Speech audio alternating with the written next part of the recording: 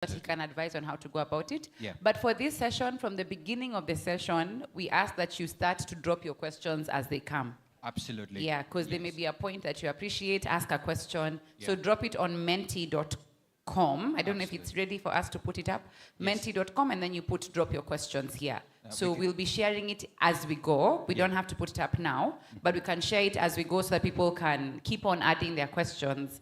Nothing left behind. You're right. So what will happen as the session is ongoing, you'll see it on your screens, giving you directions on where to share your questions. Yeah. As you can see from the previous session, what we had, we're going to have the next slide as well for this particular session. Yes. These questions already have been shared so that at least we can see how far we can respond to some of them. Some of them are similar, and so some of the answers will be quite direct Yeah. to that. So thank you so much for that. There's a question here, I think, Mana, you need to give some direction. Which one is that? Can you take ILOs to Germany for 1 month training? That's a good one. It's a good question, isn't it? It's a good question, yeah. Mtetezi wa ILOs. I have an idea who can answer that question. Who can? Director, once they call you back here, Director, you can ask that. You can answer that question whether you can take ILOs to Germany for 1 month training. I think he's the only one who can answer. Just that. 1 month. I might say yes, and then they come to me. Wakingoja. I It will don't be have their trouble. tickets, you know. But just 1 month. Anything longer, Yeah. we send you away for good, isn't it? You're right. Great. So at this point in time, we want to get into the next session, Maina. Absolutely. Let's straight away. Yes. But So just the- before then, Go ahead. as you do your banter, As I do my banter, I'm here talking to myself. But let me just talk to you because now I'm here with all of you. I want to appreciate all of you who have come to see us personally and shown us that you're tweeting. We appreciate it. And we'll recognize those tweets at the end of today's session. So keep on tweeting, keep on engaging with people. The hashtag is TVET Industry Linkages. Please make sure that you post it. Go ahead, Maina. yeah, I've just been given a name of our moderator. It's a unique one. It's not Okay. what you have. Okay. Yeah, because Okay. I love the name. I'll be the one to introduce it. Go ahead. So please, ladies and gentlemen, please put your hands together to Mr. Desire Njamwe. A round of applause to Desire. And I think his name resonates with TVET today. It's a desire. Because this is something we want our young people to desire to be, right? Makofi tafadhali to him. Karibu sana. There you have it. Karibu. Yeah, we had, the bar was set by the previous moderator here, and so you can only go higher. But because of your name, our expectations are already high. Thank you so much. What's the session about, by the way? This session is Yes. about equity and diversity in TVET. Wow. Promoting gender and inclusion in skills training. Excellent. I love it. Excellent. Yes, we can hand it over back to Desire Yes, to to take us introduce through. his Yeah. panelists. Yes, sir. Thank you very much for those nice remarks. We save the best for? We save the best for last. So this session is going to be the best. And why is it the best? Because we are looking at the question of inclusivity in our TVETs. That is what we are going to be discussing. And to ensure that it is the best, we have a full panel. So all the panelists that were expected to be here, all of them are here, and they cast across. So allow me to welcome my panelists, and then I give a brief introduction of my panelists before I take you to the next session. So my panelists, please welcome to the podium.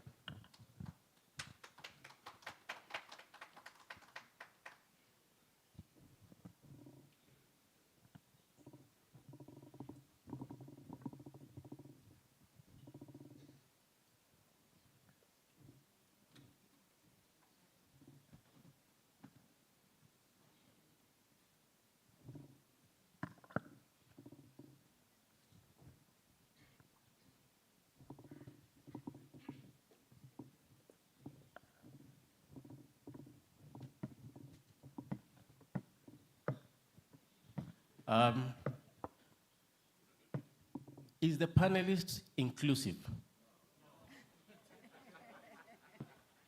What part of inclusivity is missing in this panel composition?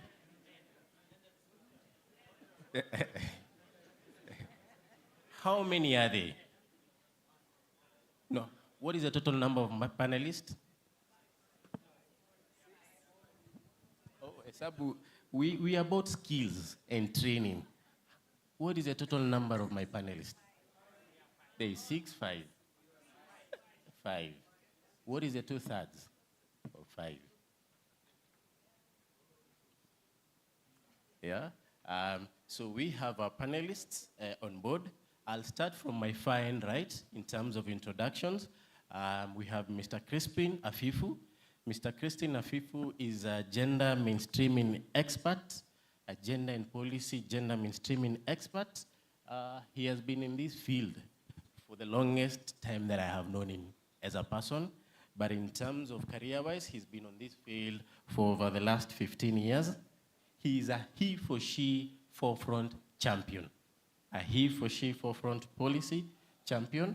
And in terms of practice, he has actually, in terms of practice interaction with TVETs, he's one of the technical lead, actually the technical head lead in terms of helping TVETs and the country adopt the necessary policies for purposes of inclusivity. So that is Mr. Crispin. Next, after Mr. Crispin, we have Madam Tekla Chimombo. Chimombo is a principal of the Current Technical Training Institute. Now, ladies and gentlemen, I want you to take note. She has over 13 years experience as a teacher and a trainer, 15 out of which are in the TVET industry. Who has that number of experience in the industry here? One. There is one. And do you note a common element? Both are? Thank you. Our third panelist is Milka Makato. Milka Makato is an educationist of over 30 years, 15 of which have been in the TVET. She is a gender champion. She steers gender mainstreaming and persons with disability inclusion processes at the Kenya School of TVET. And therefore, we have a lot to borrow from her industry. And then we have Sally. Sally Nduta is the CEO of the United Disabled Persons of Kenya. Again, a champion of inclusivity, a champion of institutions or organizations of persons with disability for the last 15 years. And then finally, we have an industry player from the Kenya Private Association Sector Alliance, and that is Madam Priscilla Kerebi. She is the vice chair of the education sector at the Kenya Private Sector Alliance. Ladies and gentlemen, I want us, and I invite you to give them a round of applause even before we begin. Thank you. So as we begin, I want to invite Mr. Crispin to give us a perspective. Remember, the theme of this particular session is inclusivity, gender and inclusivity in the TVET. So Mr. Crispin, kindly take us through the perspective so that we can appreciate where we are coming from. Thank you. Good morning, everyone. Are you happy to be here? Are you really happy to be here? I want to appreciate those who've been here since this session began, and most importantly, those that have been working tirelessly to ensure that it happens. When I was asked to speak in this session, it got me thinking on what is it that we should share that can make sense to all the delegates that have come from the government all the way to the civil society organizations, and even those that are in the TVET ecosystem. And for that reason, I wish to thank everyone that has been involved in the conceptualization of this event. Now, our session, just as you see in the program, it is more about equity and diversity in TVET, and it's more about promoting gender and inclusion in skills training. And when you look at that, it's quite big and deep and also wide. But most importantly, the team that is here, plus what we are saying now, it is going to add value to what has been discussed since Wednesday. And it's more about addressing the challenges that are related to equity and diversity. And as we sit here, I'm looking at ladies and gentlemen of different age sets, and I want to appreciate you for coming. And then together, we walk this journey and to make it real as far as issues of gender, inclusivity, and of course, diversity when it comes to training are concerned.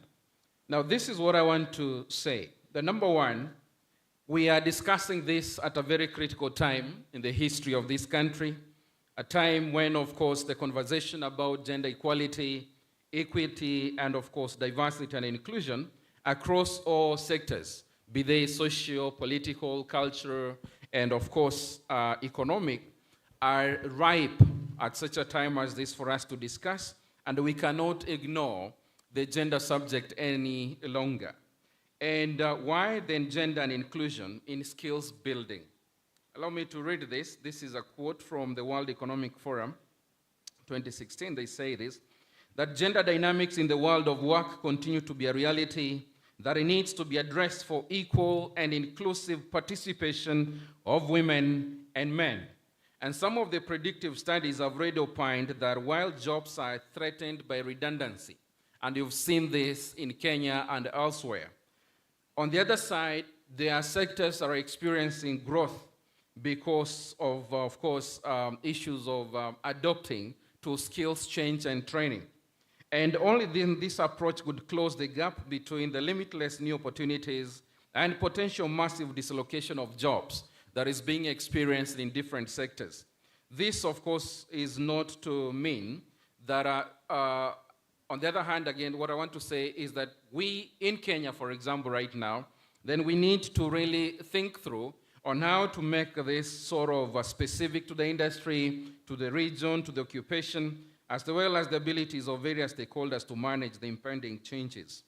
I know most of us have interacted reports by ILO, and one that is key, I would want to pick a statistic there, talks about the data that it looks in the female workforce participation at about 54.4% of female 15 years and above, which of course is predicted to change or increase to about 55.3% by 2030.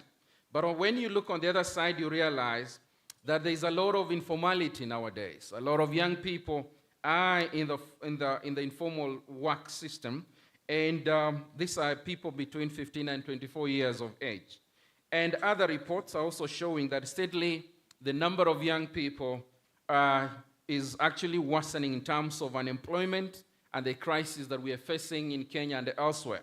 Now, what that tells us then, when you look at the global current trends and the economic recession that is being felt everywhere, this situation then is forcing majority of the young people to work long hours under insecure work environments. And of course, these work environments are characterized by low productivity and of course, meager earnings. Now, there is a genesis to why this kind of environment is existing even to us today. But I want to appreciate that this inaugural meeting, because then it's addressing the real issue. How do we increase and improve on the skill set?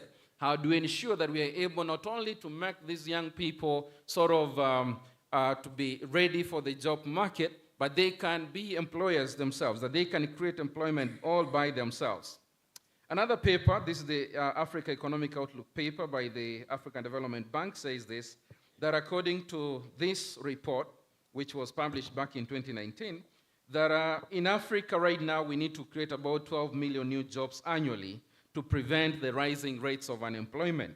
But it also goes further and says that throughout the world right now, about 375 million workers globally will have to master fresh skills as their current jobs evolve alongside the rise of digital economy, automation, and capable machines. Now, this brings us to this point where we have to discuss, when we look at the digital economy, we look at automation, because we're in the Industrial 4.0 era. How then do we ensure that young people here, we're talking about men and women, are able really to master the necessary skill to help them to be relevant in the job market, but also to be able to create jobs themselves. Now, that brings in the element of the shifts that we need to have in terms of critical adjustments, which even we have seen in the sector. We have seen within the industry. And of course, on our side, then, we are thinking this way, that in order for us to have young people or a team that go through the TVETs, that will be able to rebuild and enable resilience, generate new job opportunities, then we need to do the following. We need to ensure that we skill them, we also upskill them, and even reskill them. So it's a process of skilling, upskilling, and reskilling, so that then we are so relevant with the current economic times. And by so doing, we're going to create employment, we're going to reduce unemployment, and we're also going to reduce underemployment.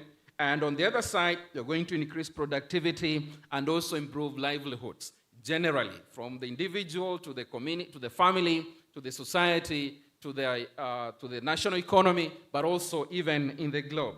As I come close to some of the things I wanted to bring to our attention, then we ask ourselves, in the ongoing fourth industrial revolution, which is characterized by a fusion of technologies, of course, these technologies are also blurring the lines between the physical, the digital, and also even the biological spheres, which are also, of course, altering where we work, how we live, and of course, how we relate to each other. Are we, as TVETs, for example, providing that necessary skill set to the people that are going through our systems? Now, in this space, I'm sure, since Wednesday, we've talked about STEAM. In this case, we're talking about science, technology, engineering, arts, and mathematics.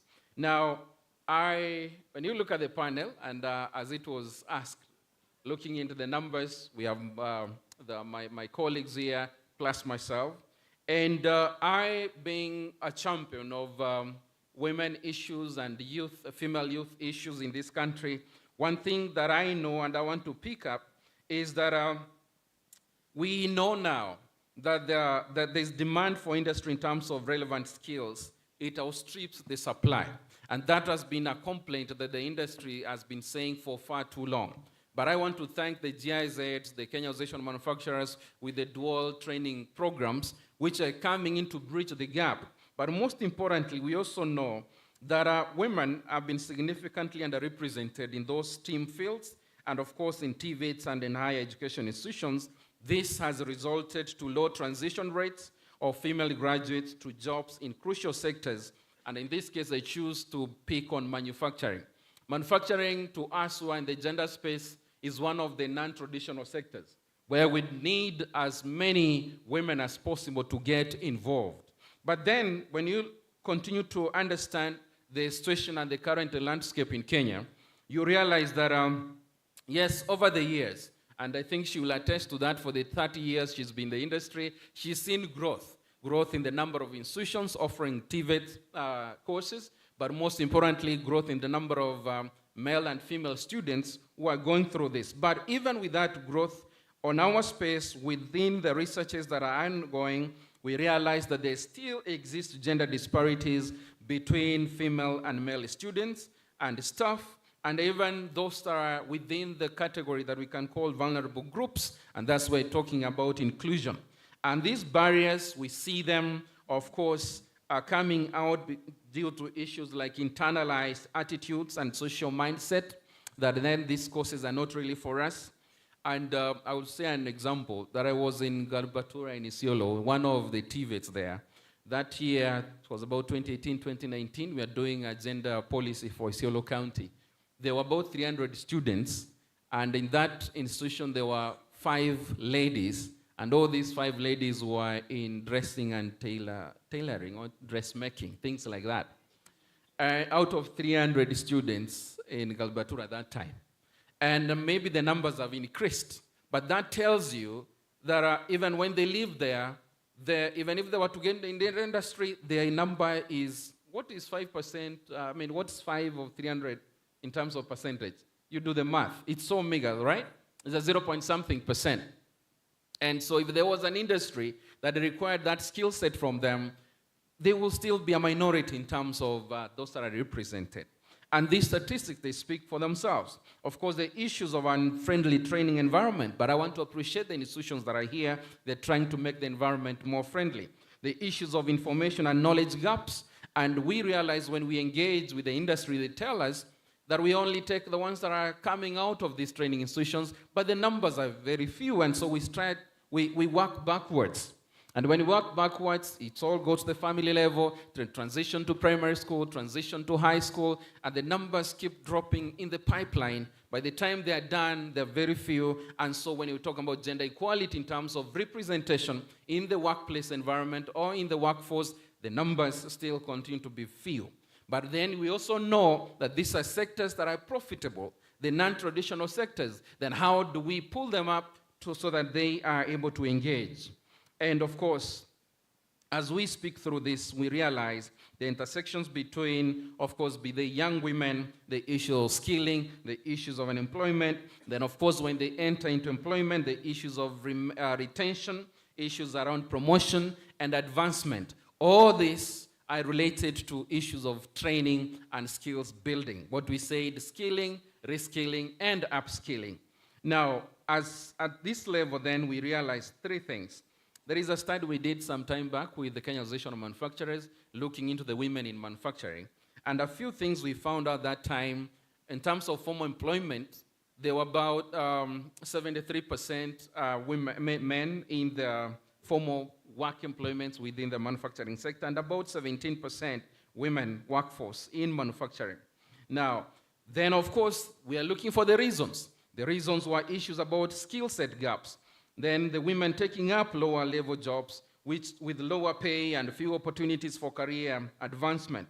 Issues of underrepresentation of women reinforces negative gender norms and stereotypes, even in those kind of industries. And again, we've talked about skills mismatch. Now, all these things, as I close, I'm appreciating the constellation of organizations that are here or institutions.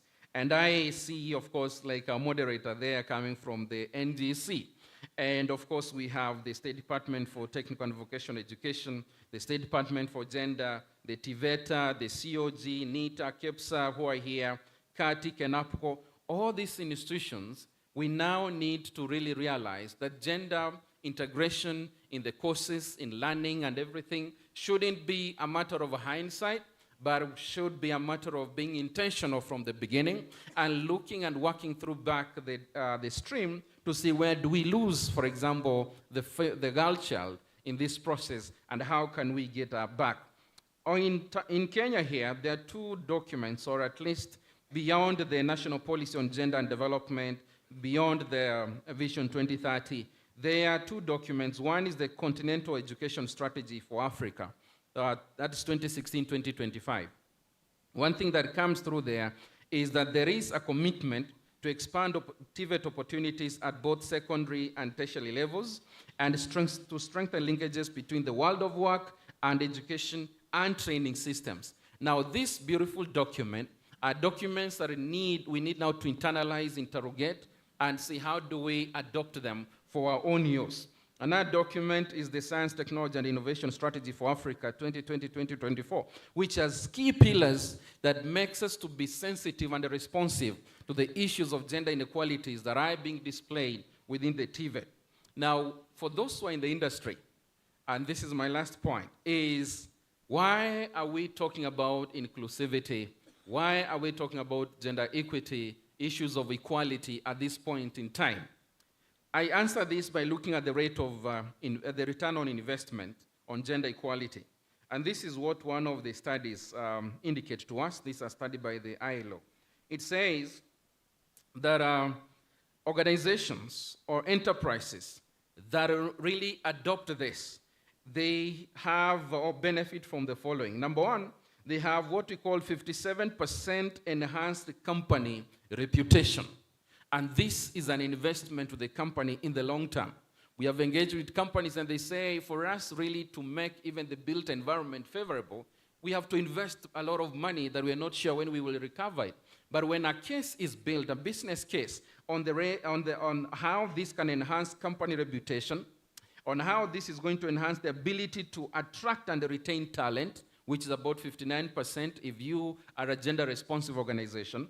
And if you also are a gender-responsive organization, there's a 37% chance of better ability to gauge consumer interest and demand and resonate productively. Then, of course, the last one being that there is a 59% chance of greater creativity, innovation, and openness. Now, creativity and innovation is with this that we have left out there, the ones that we've left behind. So this session is to help us to match this and see why we need to put it together. And in conclusion, then I say, the education, reskilling, and upskilling of women and men is not an option, but a necessity which TVETs must rise up to and do with gender considerations in mind, again, not as an hindsight, but to meet any regulatory obligations, but as an institutionalized approach to enhancing the quality of trainees or workforce. And by this, we will be channeling out a workforce that is ready, a workforce that is gender responsive, a workforce that is eager to make things work for better. And at the end of the day, we shall grow the economy together.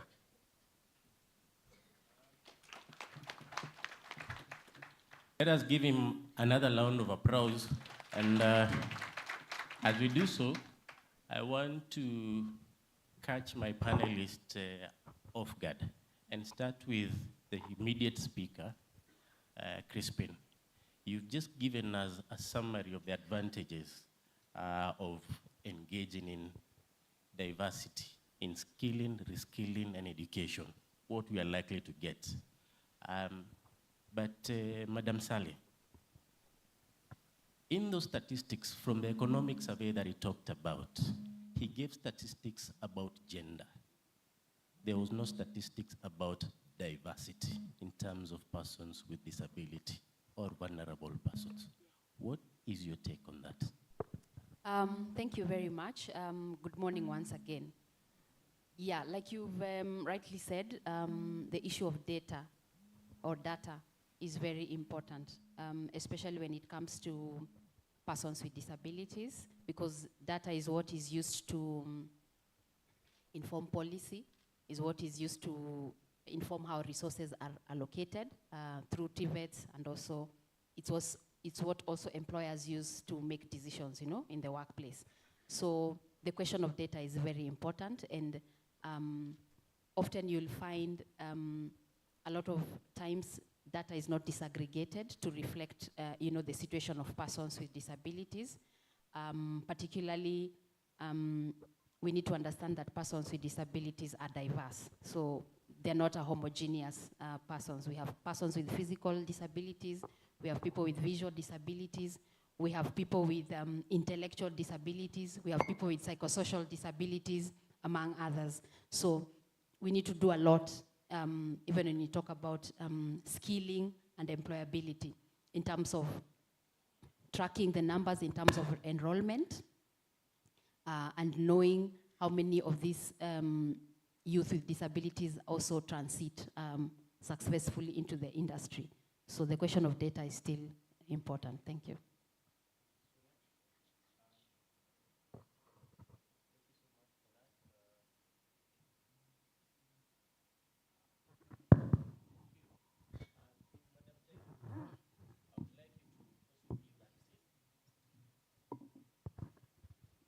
I would also like you to try and attempt that question on data, but more specifically, in terms of your years of experience, how many TVET trainers have you experienced from the persons with disability? And how has in your own measure, been their impact in the training of students in the TVET institution or in the bigger setup of education? Good morning. I'll give some background first. Student enrollment in TVET institutions has increased tremendously, yet there still exists gender disparities among male and female students that we enroll. According to the Ministry of Education Strategic Plan 2018-2022, the country experienced inequalities in access to TVET, especially in regard to participation of females and students with special needs. According to the Economic Survey report, the survey was conducted in 2021, and the report was released in 2022. According to that report, in chapter 15 I read on education and training, I found that the number of female students enrolled in TVET programs was 42.5%, while the males who enrolled in TVET institutions were 57.5% of the total population of students then, standing at 97,237 in 2021, and 5% of whom were in engineering and construction, while 95% were in ICT-related courses. These numbers indicated that fewer females enrolled in TVET institutions compared to the target set by the Ministry of Education, requiring that 50% of the students enrolled in the institution should be male and 50% should be female.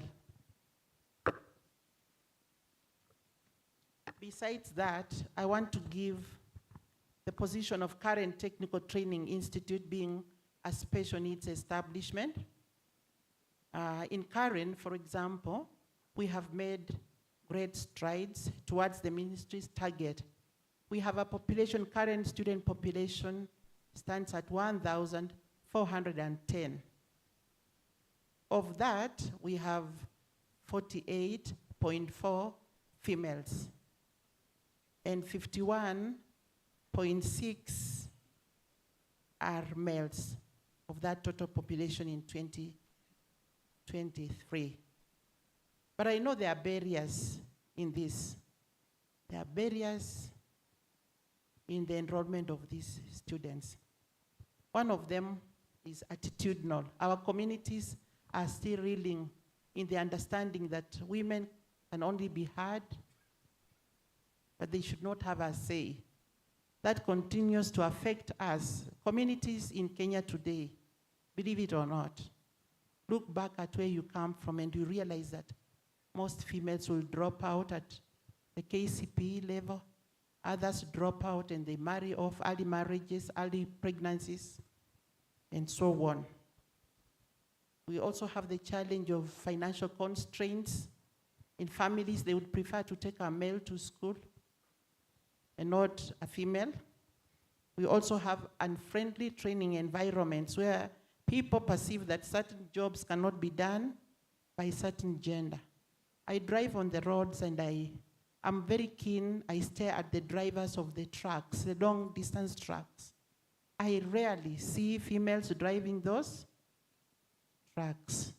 One time I stopped at Mtito Andei when I saw a female driver on board a truck, a very long truck. I went to her.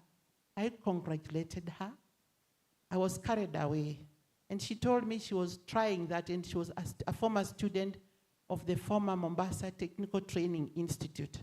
She told me she did automotive engineering, and she chose to do driving and drive those trucks up to Southern Sudan. I was very impressed. I bought her lunch.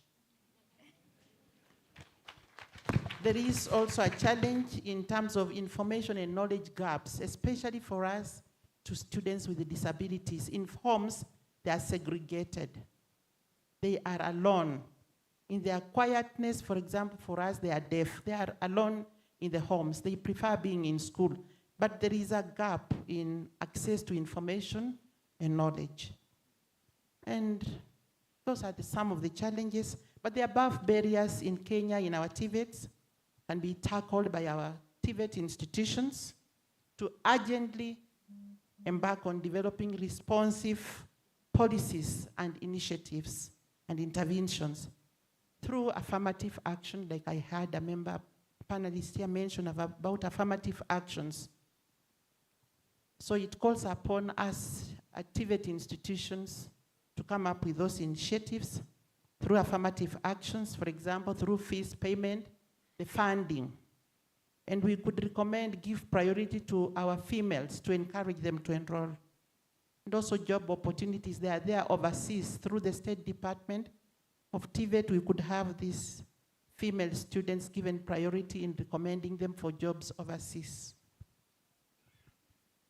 I don't know whether I have addressed what was raised. Thank you. You have tried. I could probably do more. Yeah, we'll take the next round. Okay. We will just put it pending. But I want each of us to try and address this particular question, starting from Madam Makiko. How can companies and TVET institutions ensure that gender-based disparities are addressed to promote inclusivity and equal access to skills training? Milka, Madam Milka. Thank you. Good morning, everyone. Coming from the TVET background, I come from Kenya School of TVET, where we train the trainers who go to train the trainees in the TVET ecosystem. There are a number of ways that TVETs can ensure that gender-based disparities are addressed so that matters inclusivity and equal access to skills training can be achieved. And one of, we did a research in 2021 sponsored by Colleges and Institutes Canada. And we went to all the TVET institutions in Kenya just to find out the barriers that were restricting, equal access and inclusion. And one of the biggest barrier that was identified was the structures. The structures that we have, the facilities that we have, sometimes will make or bring about that disparity. For example, you'll find that in most of the engineering workshops, we do not have changing rooms for female. And so when they go to such workshops and there is no place where they can change, and they are expected just to wear their overalls in an open place, that can sometimes be restrictive. Another barrier that, of course, can inhibit equal access is the curricula. How is our curricula structured in terms of the materials, the examples, everything, the content that goes into it? We need to relook into our curricula so that it is not gender blind. Gender blind is where we just look at sexes without really going into the respective needs, priorities, and interests of the respective genders. So we need to look at our curricula so that it is very open and it encourages both gender in terms of equal access. Then how we market our information. I know a lot has gone into how we market our courses. What pictures do we use for those courses that we want to attract, whether male or female? Because we have courses that are female dominated as well as courses that are male dominated. In our websites, in our marketing materials, what pictures are we using? Are they discouraging someone, or are they encouraging all the kind of gender that we require? So then the other issue that we found was a barrier was awareness. How much are we engaging communities as institutions so that we can be able to reduce the gender biases, the stereotypes that exist? We need to step up and ensure that we really create a lot of awareness, even at the institutional level.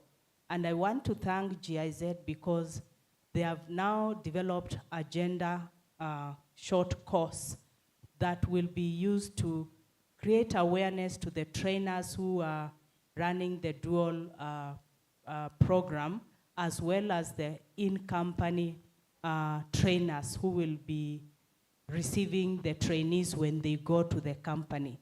That is the right direction that we should be taking. Thank you. Thank you, Milka. Priscilla, you can give it a take. Good afternoon.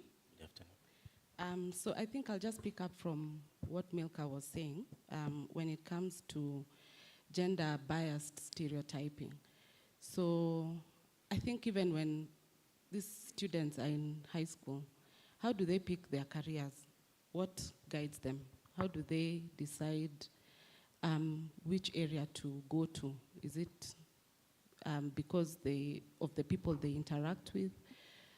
Do we give them access to mentors who can guide them so that they know that it doesn't matter what your gender is?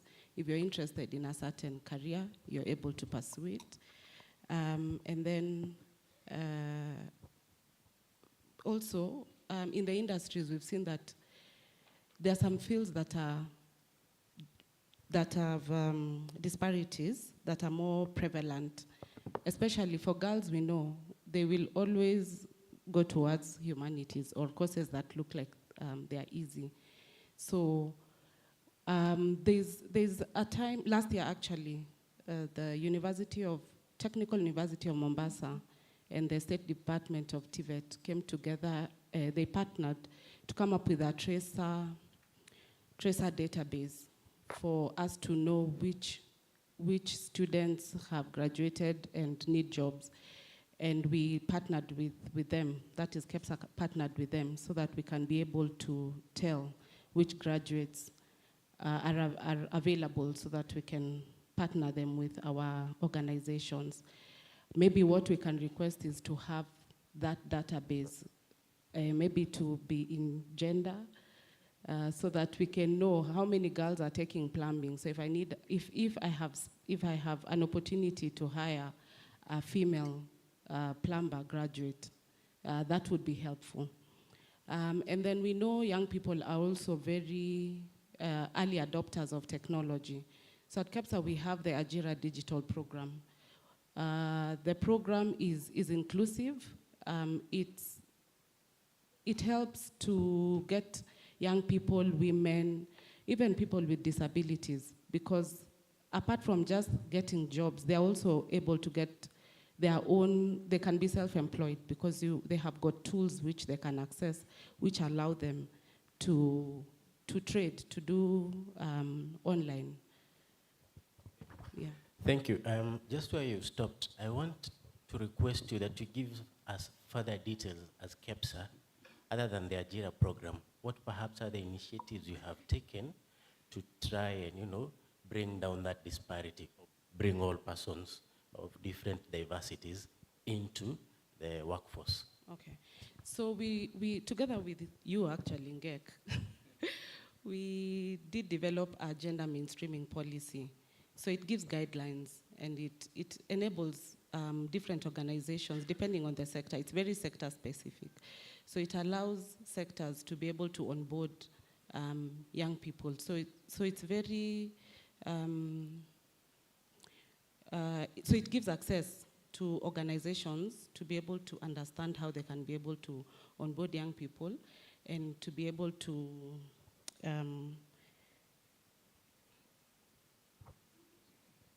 So to disabilities?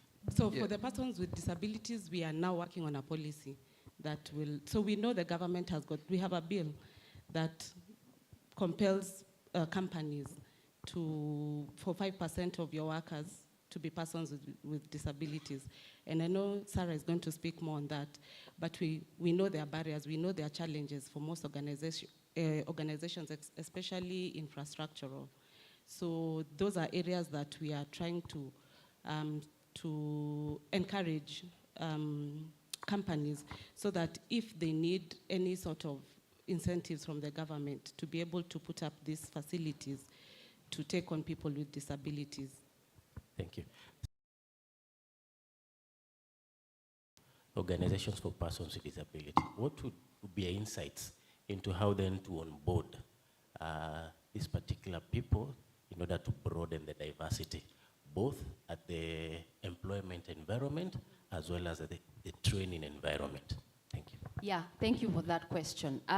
So speaking as somebody from civil society, and also specifically from an organization of persons with disabilities, and when I say an organization of persons with disabilities, this is essentially They're abbreviated as OPDs. These are organizations that are owned by persons with disabilities, governed by persons with disabilities themselves. So it means persons with disabilities themselves, of course, understand their issues and they're best able to articulate. So OPDs are also civil societies in their own right, as I've explained. So I just want to give our own example as UDPK when it comes to supporting, skilling of young persons with disabilities.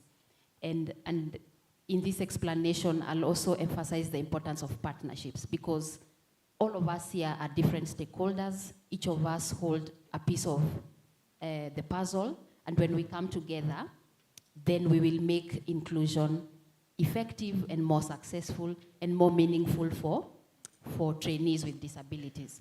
So at UDPK, we have a partnership that is supported by GIZ or GIZ, and we are working in collaboration with the National Industrial Training Authority, NITA, and also Site Savers, which is an international NGO. And what we've been doing is we've been enrolling young people with disabilities through the NITA programs. There are different programs that they have, whether it's electrical engineering and catering, and a number of different courses. So what we do as UDPK is we work with NITA so that even the instructors can be able to deliver the courses from an inclusive perspective, so that when you're in class as an instructor, you're able to deliver the sessions well knowing that also there are students with disabilities. So we've done trainings for instructors at NITA, particularly their branch in industrial area. That's where we've partnered. That's where a lot of students with disabilities are based. And the idea is to also support NITA to become inclusive. And Madam has spoken about the survey that was conducted. One of the biggest challenges that we have in TVETs is around physical accessibility or accessibility of spaces. If I'm a learner who is a wheelchair user, you'll find there are a lot of challenges maneuvering through the institution by myself because persons with disabilities want to be independent. So you would want to, if you're using a wheelchair, you want to be able to maneuver by yourself. So the idea is to be able to support NITA. Of course, we know changing physical spaces is a process. It doesn't take, it's not an event. But the idea is to support the institution to be able to understand that physical access is very important, Also, Madam has spoken about accessibility of information, the materials, reading materials. How do we work in partnership to make sure that, even students with visual disabilities, if I'm blind, I'm able to, interact with materials or books that I need. So that's one example. And we have had a number of students. Currently, we have over 150 students who have gone through NITA successfully. And they have graduated and they have gone into internship, and a number of them are getting jobs. So I want also to give another example. We also have the Bridge IT Academy, still based at NITA. And when Crispin was giving his perspective, he talked about the issue of digitization. And you'll find for many years, persons with disabilities, young people with disabilities have been boxed, You're told, because you have a disability, and we have even seen this, even with our higher institutions of learning, you'll find a lot of learners with disabilities will either go to Kenyatta University, and then you'll find very few of them in the other universities. But what we are trying to demonstrate with the Bridge IT Academy is that young people with disabilities also have an interest in IT, and we're using the Cisco certification, and they're going through a 9-month course where they do networking, cybersecurity, and we have also partnered with Safaricom. So this is a conversation we've had with Safaricom right from the start of the project. So how we found effective is you also have the employers in the conversation when you're beginning the program, so that they are well aware after 9 months, we have this many learners who will come out through a graduation process, and we can take them. So we currently have 2 groups of students. Now there are 60 of them, and they are young people with diverse disabilities who have gone through the IT Academy that is based at NITA. And Safaricom has taken 33 of them. They have given them internship. So that is something to celebrate. Please give a clap to that. A good applause. That is dual. That is working. Yeah. So what we are saying, we would want to demonstrate that partnership is important. And let's begin talking to employers. Of course, here represented by KEPSA and probably FKE. Let's talk to employers, even as we are skilling, so that we know what we are skilling for. Yeah? Employers have often said a lot of graduates are out here, but they don't have the skills that we need. So those are the 2 examples that I wanted to give. And the reason why it is important to provide partnership is because TVETs need to understand what are the reasonable accommodation needs for learners with disabilities. So you'll find a learner who is blind has different needs from a learner who has an intellectual disability. So it's very important to partner with an organization of persons with disabilities like ourselves through a training process. And even NITA can tell you that they have, had a lot of understanding around inclusion, and we would want these to be taken on board as part of the programs of NITA, so that we don't have standalone programs for trainees with disabilities. Thank you. Milka and Tekla, very quickly, from a perspective of the institutions themselves, training of trainers in the TVETs and training of students, question of persons with disability. Thank you. Thank you for your question. At Kenya School of TVET, we are very intentional about being inclusive, and we enroll trainers to be who are both living with disability and those who are abled. And we have provided various ways or support systems. So like we have had visually impaired trainees, and we are able to take them through our Module 2 courses that are normally done online. So we have provided all the online tools that can help them to learn effectively. In terms of the physical accommodations, we are still working at it. But in terms of even our trainers, we have now a countrywide, we are rolling out a countrywide CBET delivery training program. And within that program, there is a unit on universal design for learning, which champions for inclusivity. So we are, of course, enlightening and creating awareness to trainers all over the country around how to be inclusive and what it means to be inclusive. Because being inclusive is about starting, when you talk about UDL, Universal Design for Learning, you start from the planning stage. So you plan knowing that you may meet a learner in class who has a certain challenge. And so you don't wait until you go to class and you find there is this learner and you start accommodating them. So we are championing for more of inclusion as opposed to accommodation where possible. And we have already taken 2,595 trainers of the National Polytechnics through this concept. Thank you.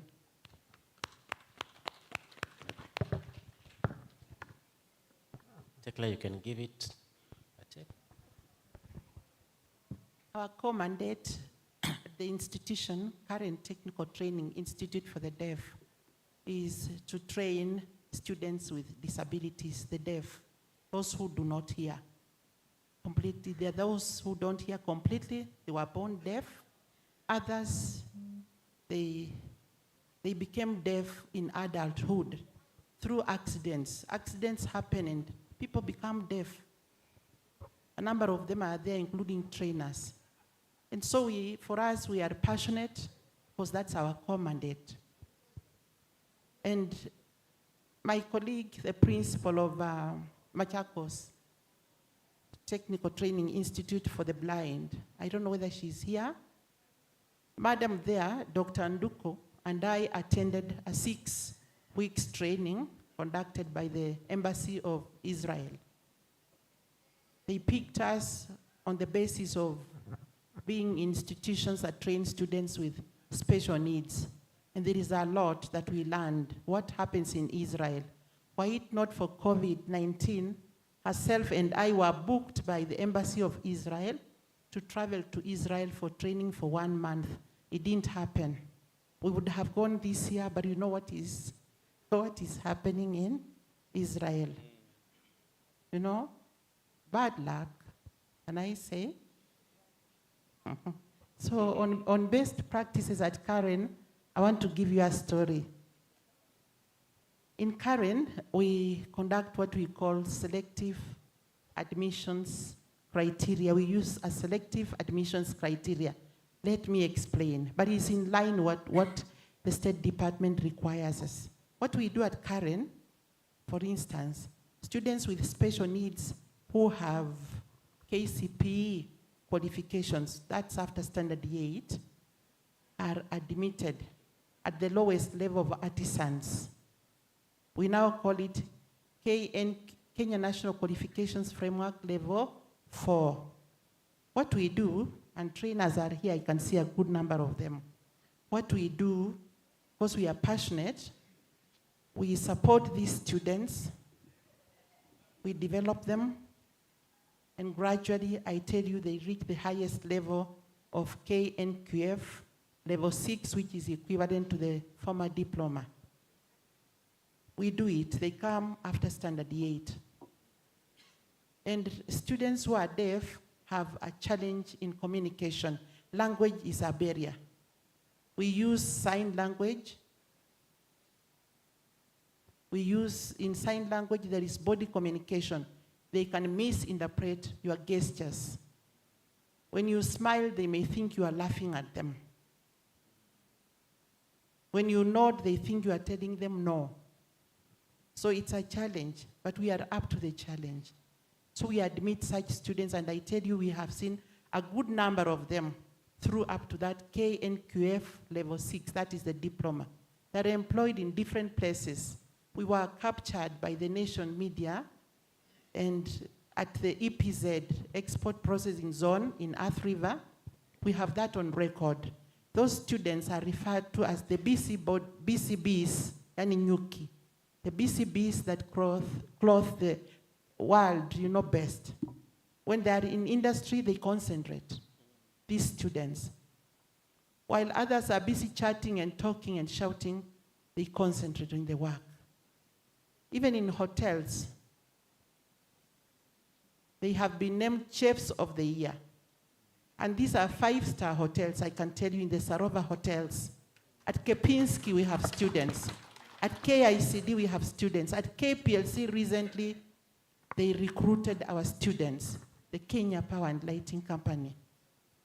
I can tell you, 2 weeks ago, I was given a list of students by the Embassy of America, USA, to authenticate their certificates. They had gone for interviews for employment.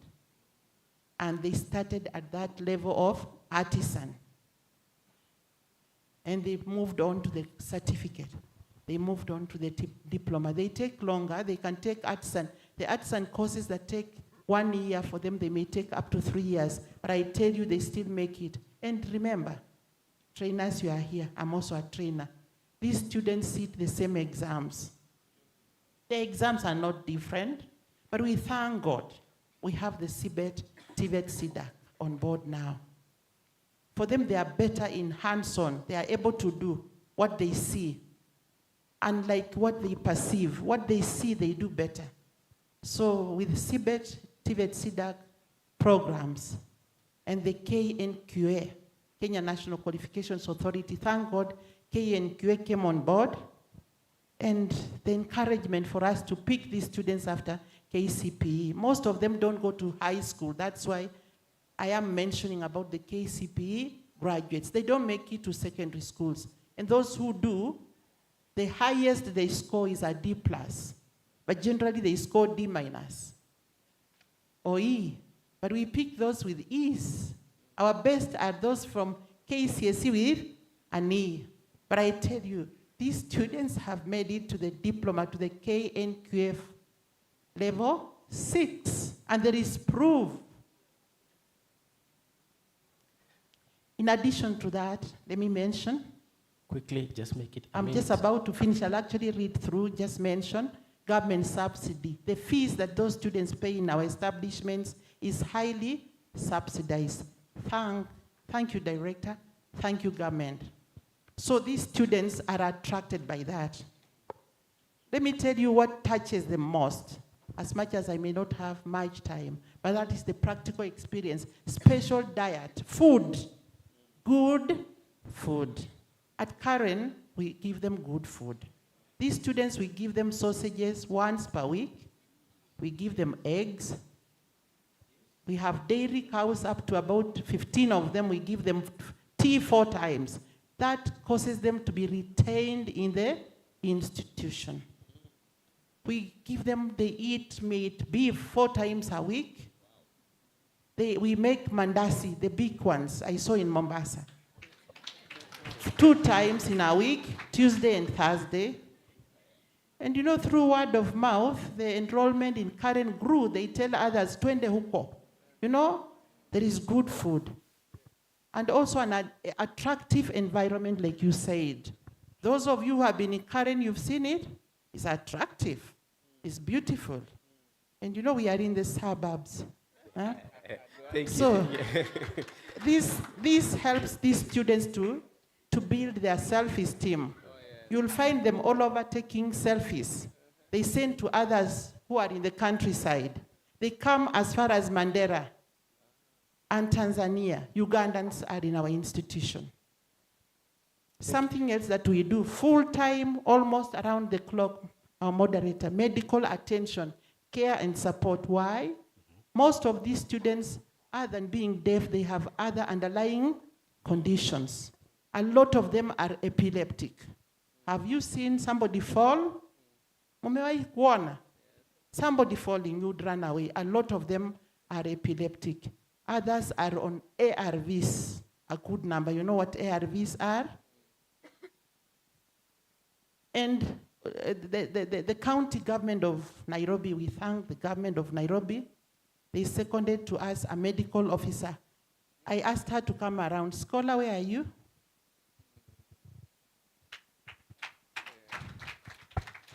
This lady, Scholastica Oye, could you rise, has brought a lot of value to that institution.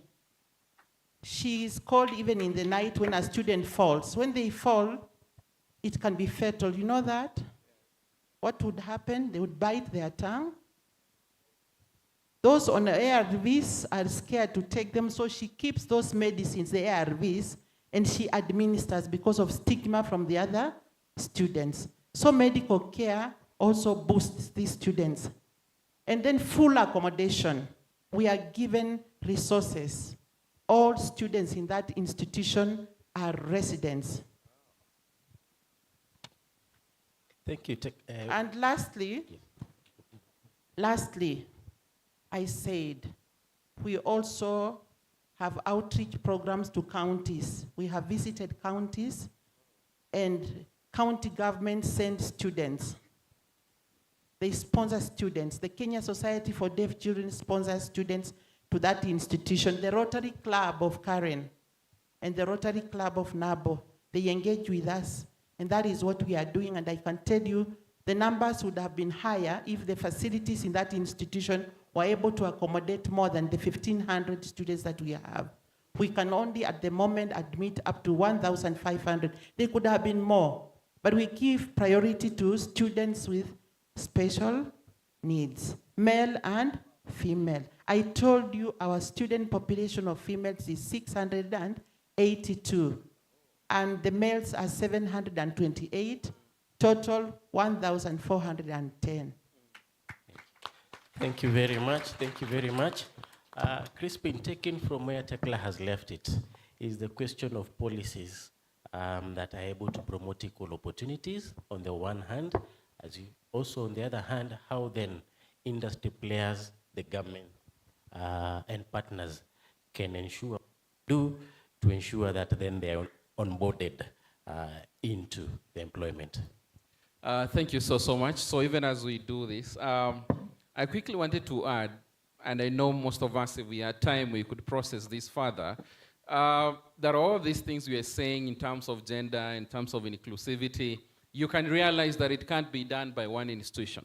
It needs all of us. It needs the training institutions. It needs the employer. It needs everyone, including the civil society organizations. It needs families to change their mindsets and then get to appreciate this deeply. Further to that, having engaged a lot with a lot of government institutions and individuals in terms of gender and inclusion, and of course the fear.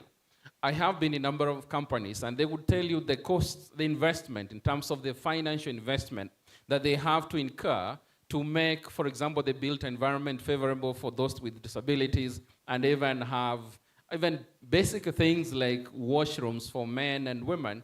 The fear to incur that cost also makes it become a barrier on the other side to really want to advance this course. But once we've been able to put up a business case as to why this is important investment to make and how the return on investment will be realized down the line, then of course they can open up to that.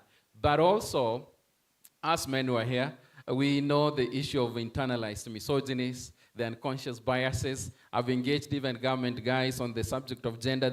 In camera, they will say they support. Off the camera, they say, Crispin, only to a certain extent. You know these things. You know where we come from. We can't really necessarily be with them on the same table. And what that tells you that we need that true conversion. And I think it's a conversation we've had with NGC and TVET and others, that even the students themselves have to be taken through the Gender Course 101 at the beginning of the semester so that they are made aware in the process, and even by the time they transition to the workplace, they know what it is that they ought to do. Now, in terms of the policy, I won't go further because of time, but I want to highlight quickly that having understood the barriers, having seen the challenges, having appreciated the depth of all this, I have had the privilege early in the last year and early this year to work with the NGC and, of course, the KEPS and others to come up with what we call the gender mainstreaming policy. I think we are not preempting this. I think a time is coming when it shall be launched, and of course with the support of GIZ and many other players. This was, we call it the Model Gender Mainstreaming Policy for Technical and Vocational Education and Training.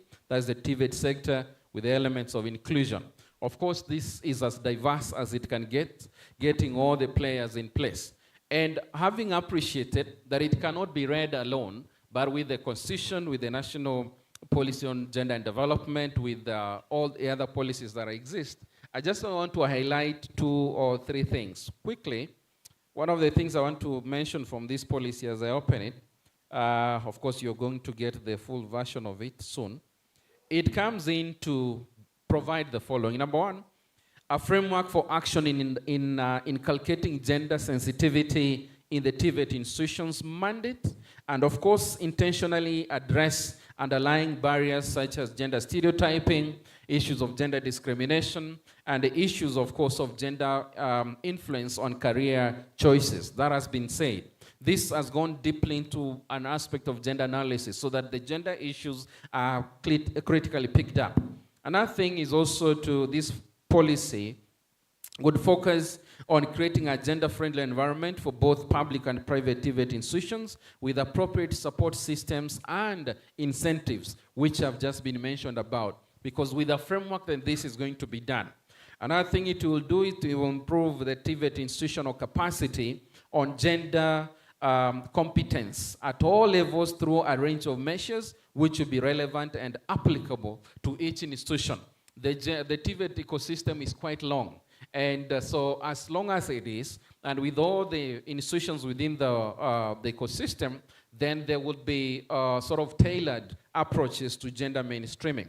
Another thing it will do, it will help to sort of promote interconnectivity of the socio-economic, institutional, and the systemic gender and transformational measures across the entire ecosystem. It will be a guide for statutory requirements on the gender-responsive workforce. And lastly, it will help us to focus, to have the TVET itself have what we call gender-focused capacity building and knowledge management for the TVET institutions. Now, this policy then, looking into the entire spectrum of policies that we have as a country, it brings them into one place where you can find them and reference them accordingly, and then commits the institutions to exactly do that.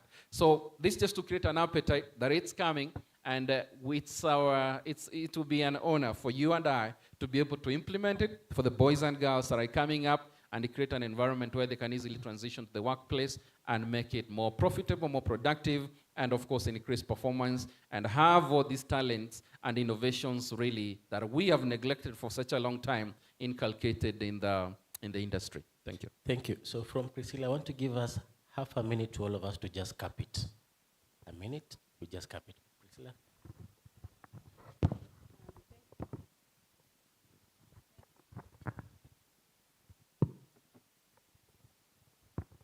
Thank you very much. I think I'll just, again, pick up from Crispin.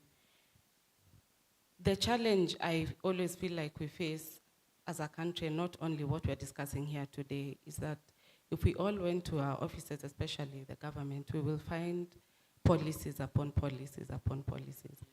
Right now we have, as private sector, like I said, we already have the gender mainstreaming policy for private sector, how to onboard, equal pay for equal work.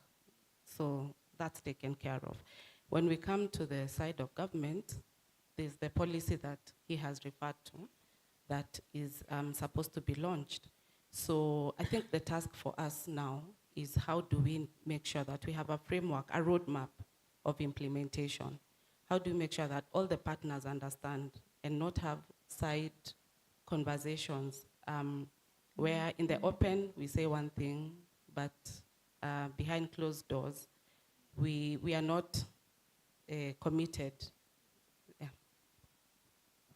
Yeah, thank you so much for that. I want to echo what she has said. Let's talk to each other. Partnership is very important. I can tell you, government cannot do it alone. UTVETs cannot do it alone. Us as advocates, organizations of persons with disabilities cannot do it alone. Please let's talk together to make sure that inclusion becomes a reality. I want to give one policy proposal. We have learners with intellectual disabilities who cannot write exams the way other learners do, but they're very good at hands-on. You know, if it's tiling, if they have learned in class on how to tile, they can do it. We need policy proposals to recognize that people write exams differently. Why can't we examine these students with intellectual disabilities and also those who have autism in a way that, you know, they're demonstrating what they can do. They can show their skills as opposed to just focusing on written exams. Thank you. Thank you. For me, I would encourage the academia to carry out more research.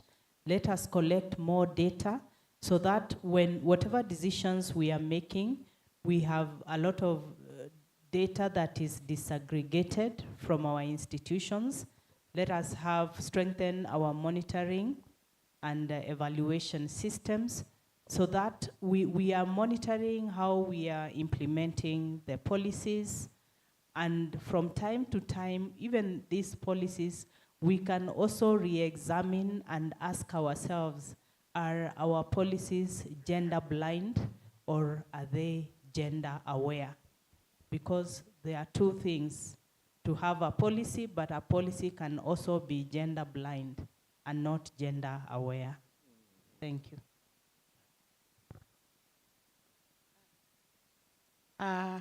In the education sector, in the government of the Republic of Kenya, education is recognized as a basic tool to achieve quality of life for everyone, for every Kenyan.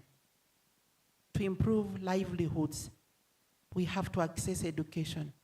So then, what do we say? No one should be left behind. I'm sure you've heard that statement.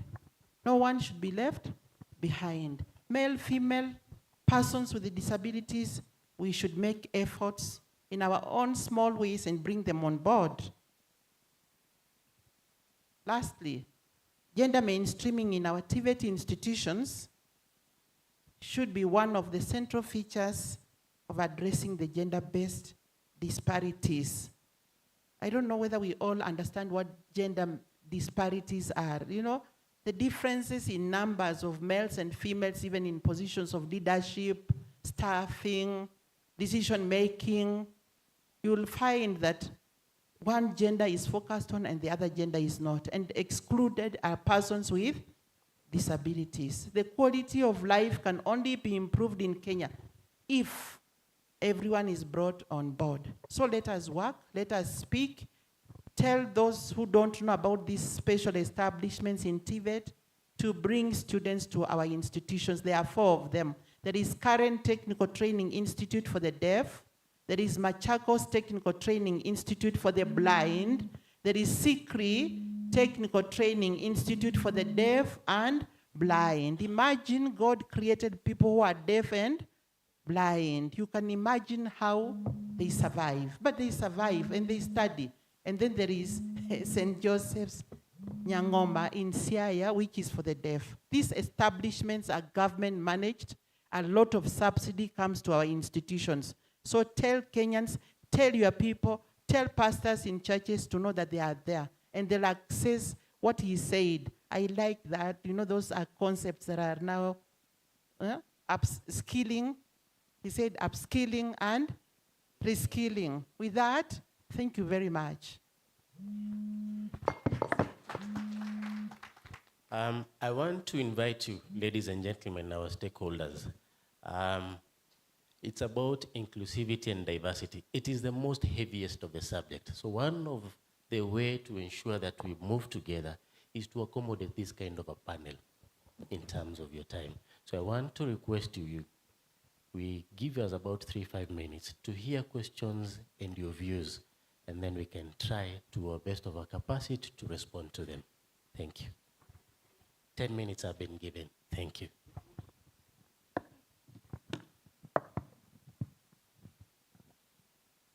May I start here? As usual, please just straight to the question. No history behind it, because lunch is waiting. Okay, thank you very much. My name is Mark Ambito. I'm a researcher. My question basically goes to Cyprian. Something has come out on this issue, a very serious issue, that the elephant in the room is actually the attitude. And the attitude starts at a very early age, from the time you are born up to the time you grow. By the time they reach TVET, the attitude is formed. So the question is, with these people of Ngek, what is the government doing, okay, at its level so that this attitude that people have on the disability and women is cleared at an early age so that by the time we come up, the journey is actually halfway won. Thank you. Very good question.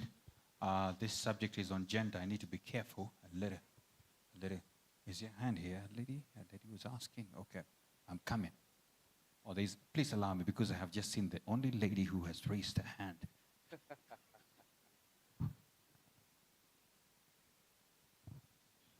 Thank you. My name is Grace Mauti, Principal, Kendege Technical and Vocational College. My question goes to Crispin, to Madam Makato, and to Priscilla. And I'm asking a question on gender. And I just want a take on this, because the gender issue is very real, and it's really affecting our students, even in colleges, even before they graduate and go to the job market. So my issues are 3. 1, in our institutions, you can all agree with me as principals here, we have a lot of gender issues, and unfortunately, these gender issues are affecting the girl child. What are we doing in our institutions, or what will be your take for our institutions where we have the girl child battling a lot, one, with pregnancies, two, with babies. They are coming to college with babies, they are attending class with babies. And therefore, this brings me to the second item that we need to think about. How can we make it more accommodative or more of inclusion, just like Madam Milka said, so that these girls can attend class, can do exams, even with their babies with them. Number two, a quick one, I'll be very fast. Okay, when these people are translating to the job market, I don't know. Even myself, I ask myself, if I am faced with a young man like Mr. Maina here, and a young girl who is 7, like Madam Hope, who is 7 months pregnant or 6 months pregnant, and both of them are applying for the job, which person will I take for that job? Despite the fact that they are all qualified, knowing very well that within 2 months' time, this young girl is going to apply for maternity leave. Which company is going to take that? Finally, in our places of work at the industry, and Crispin, these young girls and the young mothers, they are doing a noble job of taking care of the babies, the future children, the future students in our technical institutions. And they are battling with taking care of their babies, and they have to come to work with the babies, whether they have a babysitter or not. How are we making our workplaces conducive to these young mothers? Finally, at the job market, yes, we have the issue of night shifts. How are we making it possible for the ladies to be able to do their work, whether at night or during the day, without fearing that it is getting to night? How will I make it home if I am leaving my workplace at 3 a.m.? Thank you. Thank you. I've finished. No more finally. Those are about 4 questions. And I want to request my moderator to kindly let's double on that. And we also to be very fair with the people who are very digital and have been sending a lot of questions up there. So the second round, we're going to take from there directly, okay? So could we quickly just run on that? But panelists, as usual, 60 seconds is the maximum you can answer a question. Thank you. All right. Thank you so much, and thank you for the questions you've asked. Number one, I want to say that the subject of unpaid care work right now in Kenya is a subject that is key. It's being discussed all over. And if you've noted recently, the Kenya National Bureau of Statistics, they have been able to come up with what we call the time use survey, under which we are currently analyzing that report to be able to quantify the unpaid care work in order to really see how can we seal the loopholes. And I want to, in terms of the the girls or the young women going or attending classes or colleges with their children, it's a solution, again, as Salia said, we'll need a multi-stakeholder approach. In this case, there are good models right now that have been piloted in the country, and I would say, for example, there's an organization called Kidogo. Kidogo is a social enterprise on childcare. What they are doing is they're working with the TVETs so they can provide care for the children of the students, so that they, within these facilities, there is a child care center or facility that they have established, and you come in there, you drop your kid, you go to class, you come back, you breastfeed, you go back to class, in the evening you go with your kid home. So that is helping to really take off the burden of you worrying, being in class and tending to your little child. And I think I can leave the rest to my team to answer, but I want to tell you that it's doable. Maybe the last thing in terms of employment and night shift. We are in the place where women, we always say that what men do, we can. We can do even better. Even night shift, we can do better.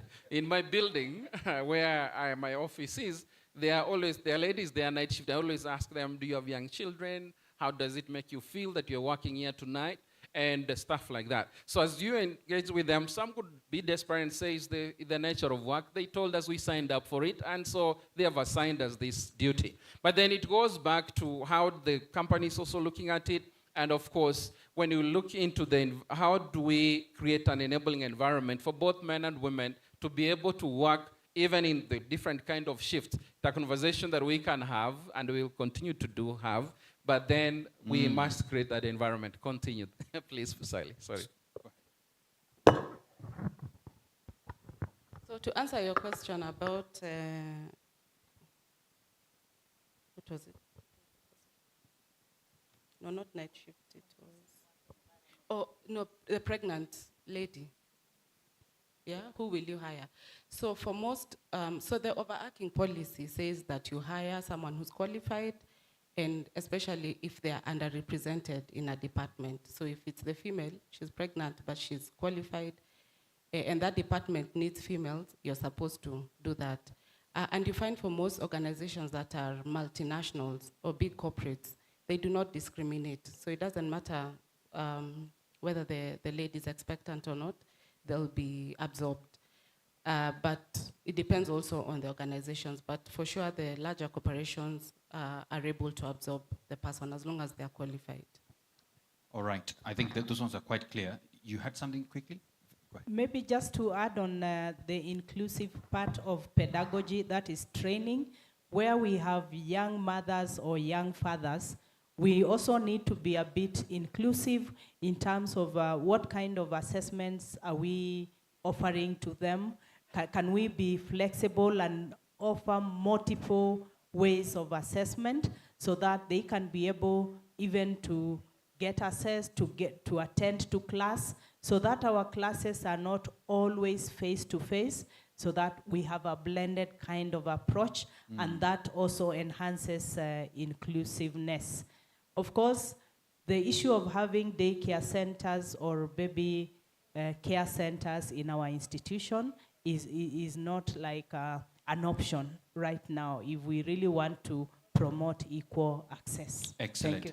Thank you. Let's go to our digital questions that have been sent here, if we could have that. I see one that is saying, I see we are championing too much for girl child. Who will champion for the boy child? Boy child is suffering silently. I think the question came from somewhere there. I don't know who's going to talk about that. Especially if your panelist, one of ladies would be better. Just choose for me one. I'm just throwing the question. Let's see another one here. I'm not a vegetable. Oh, sorry. This is not a vegetable. Okay. I'm not a vegetable. Okay, sorry. I think the vegetable was way back. Sometimes, and even more often, it is other people who make decisions on behalf of PWDs. Could it be that their marginalization is by design, or the very people who should champion for this group of people? I think some of them are comments, but maybe it's by design. It's a very good point there, right? Was that you? I saw you clapping. Thank you so much. Let's see another one.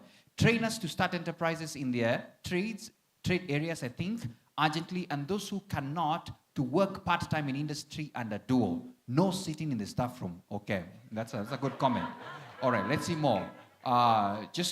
Do we have really equal employment opportunities for persons with disabilities? That's a good question.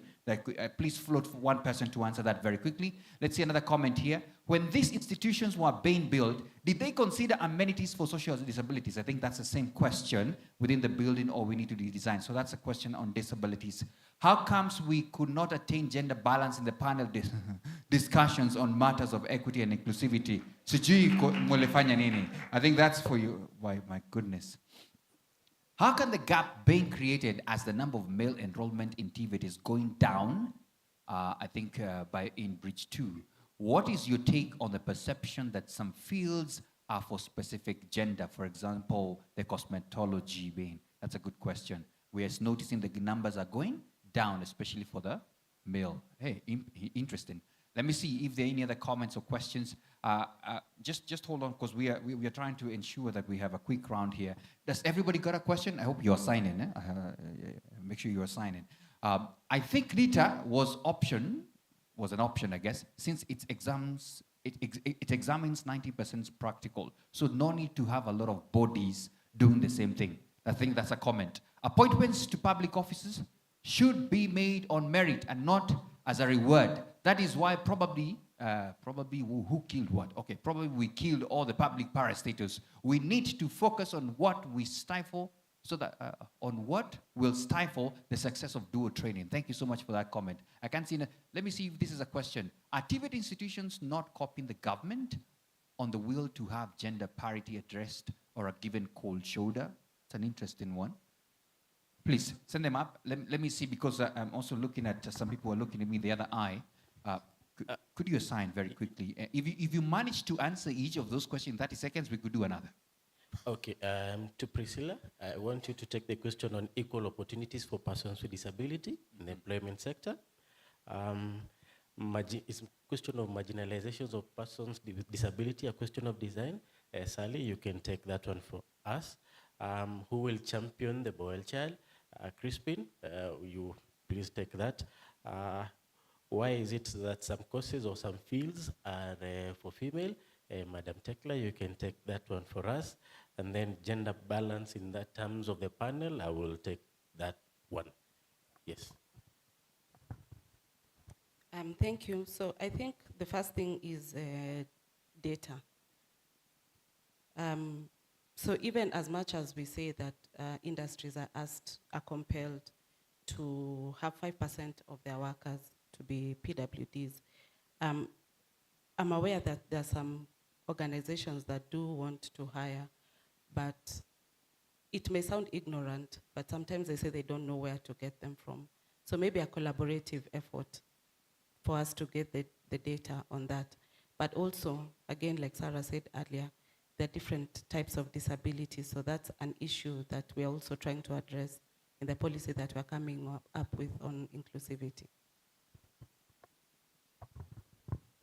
Yeah, so on the issue of whether marginalization of persons with disabilities is by design, I want to say marginalization of persons with disabilities happens right from home. Yeah, it's the way we treat persons with disabilities. You'll find there's some families where if they have a child with a disability, they'll get the least priority to go to school. They'll make the decisions for you. And this situation is even worse for girls with disabilities. So this is the narrative that we are trying to disrupt. Persons with disabilities can do. They have aspirations, They want families. Many of them have families. Some of them are the sole breadwinners in their families. They're employees. They're your customers, So the idea is for us to remove the misconceptions about persons with disabilities. They're part of the human diversity, in our societies. I was in a conference last week, and we were talking about data and how data can be used to accelerate achievement of SDGs. And somebody put some things in perspective that, persons with disabilities make at least 15% of any population. So if that means about 1.3 billion people in our planet have a disability, it means you could take, they could form the third largest country in the world. And that is the same thing in our country. Yeah, at least 10% of Kenyans have one form of a disability. Yeah, and we have families who have disabilities, we have friends, we have neighbors, etc. There's somebody at least who has a disability somewhere. So it starts with our attitudes. Yeah, and attitudes is what causes people to be excluded, to be marginalized.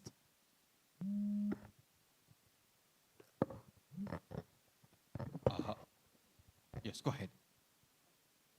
On the question of why perhaps females would prefer certain courses vis-a-vis even the males, why they prefer certain areas for training, this is what I would say. We can trace these to where persons were raised, where we were raised and how we were raised. We were taught to believe that It's only the males who could even drive a car. It's lately that even females have taken up now the challenge to drive on vehicles. My husband doesn't allow me to drive certain vehicles. Ananiambia, wachana na hiyo. Hiyo ni yangu ni mimi. Hutaweza ku-engage. You hear that? Then you have seen signs on roads during construction. Wameandika men at work. Have you not seen? That answers it. We don't need to go far. Men at, they are excluding the women from the construction industry. Those are attitudes, rhetoric, perception, societal. So we have to deal with ourselves. Listen to this statement. Musikize. Sisi hapana taka wanawake kwa kampuni hii. Sisi hapana taka. Sisi hapana taka. Mama kuzaazaa kwenda nyumbani. Mtambo itasimama. You hear that? You can relate that? I have finished. Thank you so much. A quick one is my brother Ambith. You asked a question about social norms, and I want to say that in this country, of course, the conversation has to go all the way down at the family level. There are many studies currently on social norms measurement, so that then we're able to know what are they, and how does each community in this country look at these things, because some of the things that might be affecting others in other community is very different from yours, for example. And so it's time we had these key areas or issues and really take the discussions all the way down. And again, it's not necessarily a government thing. We just need to start changing our attitude and work towards that. In terms of the boy child, it's true, those that are crying, that when you look at the statistics in terms of the enrollment in TVET, since 2017 all the way to last year, 2022, the number of boys has actually, or male students, has been reducing. And if I pick, this was from the KNBS Economic Survey of 2022, it tells, for example, in artisanship, you can see we had 43,000, that's male, and 4,300 students, male, and of course 5,500 female. Certificate, 17,000 certificate female, male, and 23,000 female. Diploma, 40,000 male, and 45,000 female. Now there is, of course, that kind of growth trajectory. It's a good thing on this other side, especially to us that have been looking for this talent and the skill in the ladies that has been left for far too long. But then on the other side, we have men. Men, we are becoming too choosy today.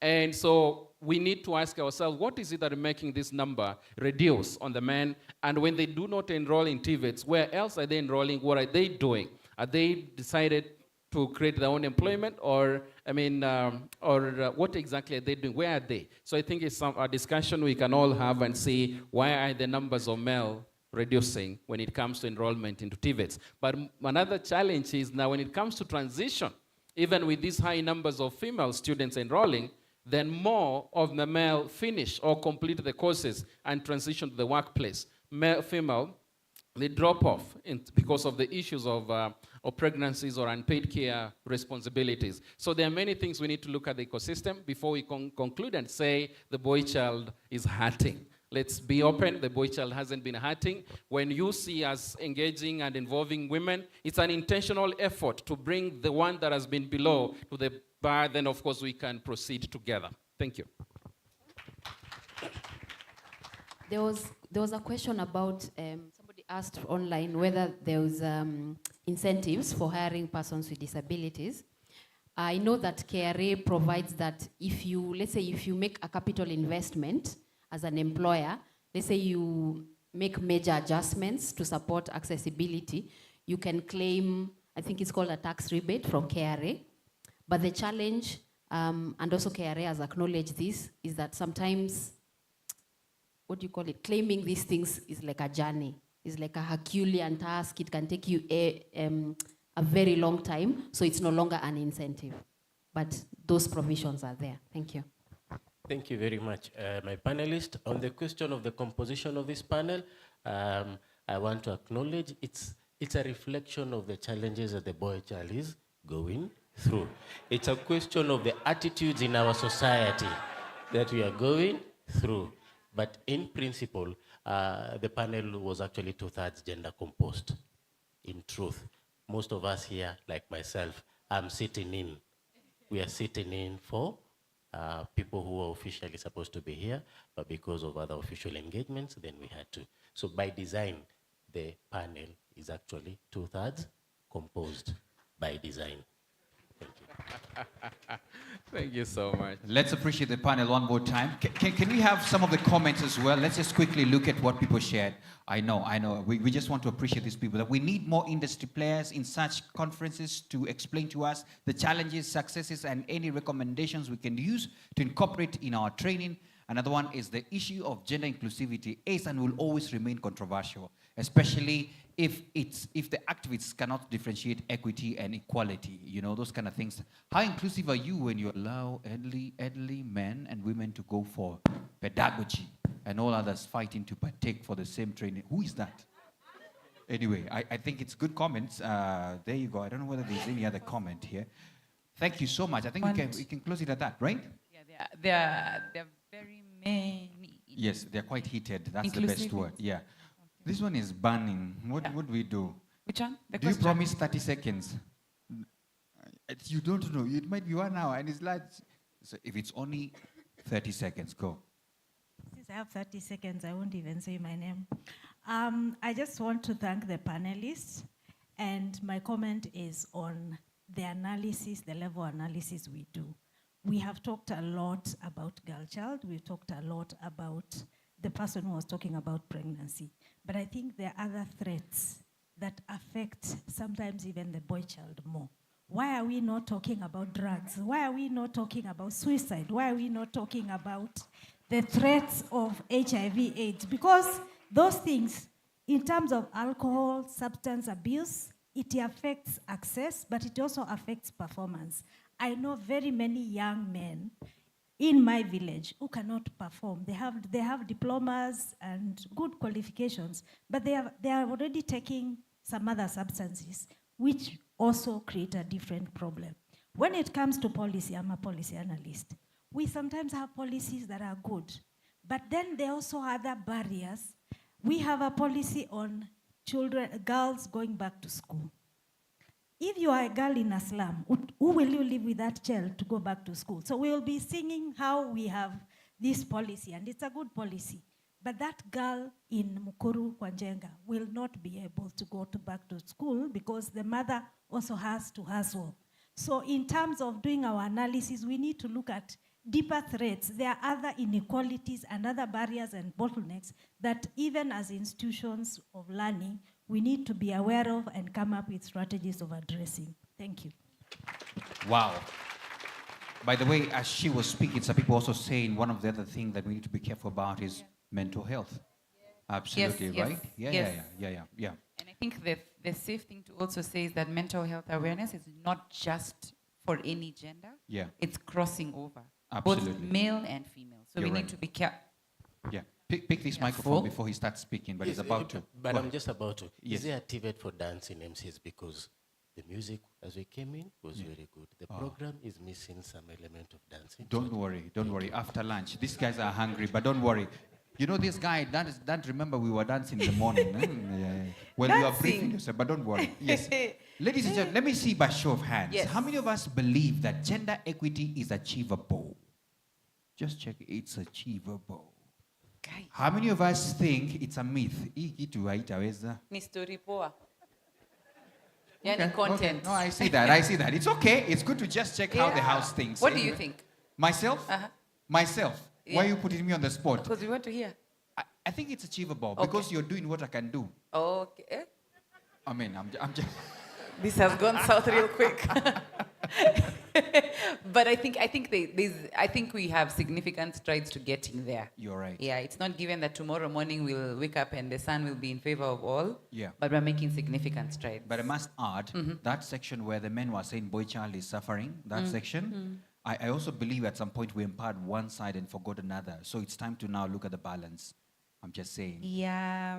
Can we go I for have lunch? a strong opinion, but I will not share it now. Yes. I would like us to go and eat. I don't want to be the one standing between you and a meal. Yes. It's very sensitive. So at this point in time, I'm going to ask that our panelists, ministry leadership, and development partners, please exit the room so that you can go and have your lunch. Let's appreciate our panelists. As they leave. Thank you so Asanteni much, sana. Mr. Desire. Thank you.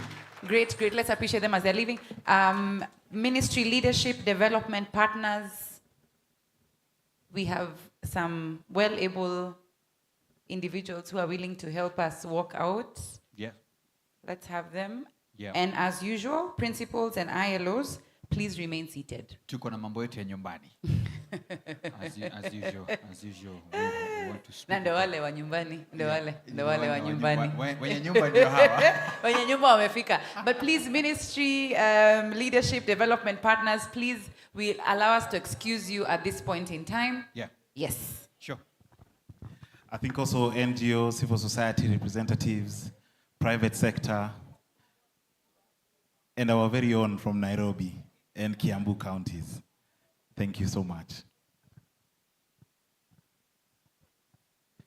All right. Are we done? I'm just giving them time so that they can allow us the space.